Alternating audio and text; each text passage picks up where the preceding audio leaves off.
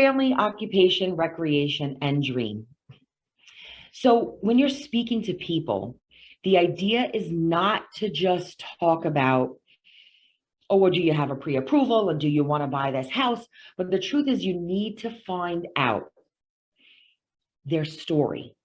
What is their family dynamics? What is it that they're looking for? Family is important because if they have children and they need to be near a school, or they need to be near trains and things like that, if their occupation takes them into the city, whatever the case may be, do they need an extra room if they work from home, right? All of these things are important, and you're going to find this out through Ford. So family, occupation, recreation, dream. And you're going to talk to them. Recreation is great too. Perhaps you could do a couple of things with this. Maybe they want to be near something because they do certain hobbies. Perhaps you can connect with them because of this, right? Maybe you're really both avid bike riders, right? We have the little pictures of the bike riders here. That's a way for you to connect with the consumer. And you usually work with and deal with people that you like. If you didn't like the person, then you're not going to work with them at all in any aspect, whether it's getting your nails done, whether it's buying a car, or buying a house. You're not going to work with someone you don't like. So it's important to make that connection. And then ultimately, you need to know their dream. What is their dream? Do they have, their dream is to buy this home, stay there for 5 years, and then ultimately move to Florida, right? I'm going to retire. I'm going to move to Florida. That could be a dream. A dream could be, hey, this is my starter home, and then I'm planning to upgrade in 5 years. Or you know what? My dream is to just have a place of my own. I will live there for the rest of my life, but I just want to have a place of my own. That is why finding out this information is so important when dealing with consumers. Any aspect, any business, family, occupation, recreation, dream, making the connection to the buyer. And here's 3 important things. A lot of people get into real estate and they don't know what they do every day. 3 months could go by, 6 months could go by, and they don't know what happened, right? How many times in a day have you gone through the entire day and then all of a sudden you go, oh my gosh, I don't know what happened today. I was so busy, or this happened, or that happened. Oh my gosh, the week went by. Oh my gosh, the year went by. I don't even know what happened. I hear people say this all the time, and I've said it myself. You need to strategize. These 3 things are so important to having a successful career in real estate. You need to plan what you do every day and every week. You should have at least 3 small goals that you can realistically meet that will lead you to your overall goal, right? If you walk in the door as a real estate agent and say, I'm going to make $1 million tomorrow, I want to do, 100 transactions a month, it's going to be unrealistic for you to meet that goal. But if you say, hey, my first goal is that I want to learn how to speak to the consumer. I want to learn, I want to experience, I want to make 10 appointments. This month, I'm going to make 10 appointments for the whole month. Next month, I'm going to do 10 appointments a week.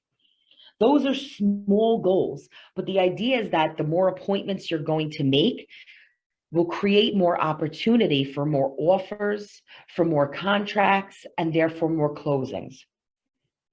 And you need to manage your time. You need to set deadlines and strict timelines to meet your goals. If you just say, oh, you know what, I want to do these things, but you never put an actual deadline or timeline in place. And if you're, maybe in your head, you think, oh, it'll probably take me, 3 months to do this. But then 3 months comes and goes and you say, you start reasoning to yourself, most people don't do it in 3 months. Most people don't really make it. You know what? I think I could do it in 4 months. Maybe I'll do it in 5. But you're not actually looking back at what happened and then meeting the goals, right? So if you didn't make the appointments, this is where the be accountable comes in. You have to be honest with yourself and be accountable when you meet or do not meet your goals. Dig deep to discover why. And then you find ways to overcome your obstacles. So, what does that mean? If your goal was to make 10 appointments for the month, and at the end of the month, you only made 5, you have to look back and say, okay, well, why did I only make 5? Well, I said I was going to give my business card to 5 people a day, or I was going to reach out to 5 people that I knew in a day. Did I do that? Okay, I did or I didn't, right? If you didn't, then you can say, well, that's probably the reason I didn't end up making the 10 appointments. If you did, then you keep digging. Okay, you know what? I did reach out to those people, but did I follow up with the ones that told me that they knew someone that was buying or selling? Or maybe did I put them in a database that says they were thinking about selling in 3 months? What did I do? Did I answer my phone? Am I in a program that gives me leads, right? You have to dig deep as far as what happened in the last month if you didn't meet your goals for that month. Maybe you went to the office, but you know what? You did a lot of water cooler talk. You went there, you almost felt productive, but you didn't actually make any calls. You just kind of came in and you chatted with someone about how cold it is or how hot it is or what time of the year it is or anything that's going on. That's the water cooler talk, which takes your time away. So be honest with yourself and say, you know what? I didn't meet my goals. I should have gone to the office more. I should have attended more training. I should have answered my phone more. I should have called people more. That is the best way to go back and look so that you know how to fix it.